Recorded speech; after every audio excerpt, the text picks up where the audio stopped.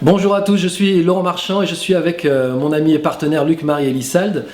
Nous nous engageons aujourd'hui dans une série de vidéos sur les grands inhibiteurs de la conscience de pauvreté. Comme vous le savez, nous partons à travers une tournée francophone, Paris, Bruxelles, Montréal, Québec, Genève, etc. Sur un atelier qui s'appelle Argent Réussite, faites sauter les blocages et qui se consacre spécifiquement aux grands inhibiteurs de la conscience de pauvreté.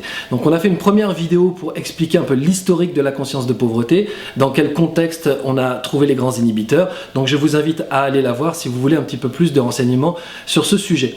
Aujourd'hui, on va se consacrer sur un des premiers inhibiteurs et un des plus importants des inhibiteurs de la conscience de pauvreté.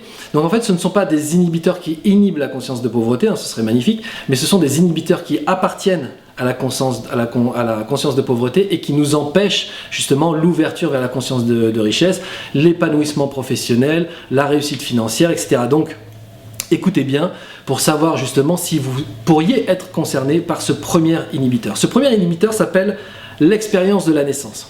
Pourquoi? Parce que le contexte de votre naissance va vous obliger, va vous encourager à tirer des conclusions qui vont agir de manière inconsciente pendant toute votre vie. Si par exemple, vous êtes un enfant non désiré, vous aurez le sentiment de ne pas être tout à fait légitime dans ce monde et que vous n'avez pas véritablement votre place. Ça va être difficile pour vous de faire votre place parce que vous allez vous sentir illégitime.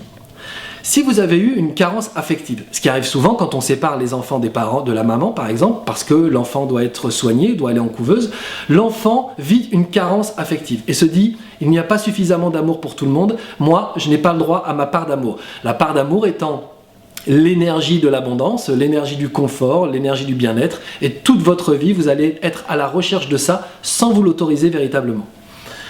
La carence nutritionnelle, vous n'avez pas reçu suffisamment de ressources alimentaires au moment de votre naissance et toute votre vie, vous allez courir après justement cette ressource supplémentaire auquel vous pensez ne pas avoir droit. Mais la pensée inconsciente qui est derrière ça, c'est il n'y a pas suffisamment de ressources pour tout le monde. Moi, j'ai le droit à un petit peu, mais pas à beaucoup.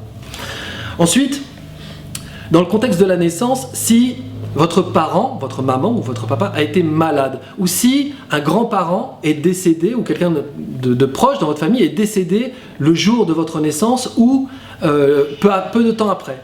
L'enfant grandit avec une tension sur le fait que sa vie dépend de la mort de quelqu'un. Et c'est souvent, par exemple, on le voit souvent chez des gens qui nous disent « j'ai l'impression que si je gagne, ça va retirer quelque chose à quelqu'un d'autre. L'argent que je gagne, c'est quelqu'un d'autre qui ne le gagnera pas. » Alors en fait, le flux d'argent et d'abondance est infini.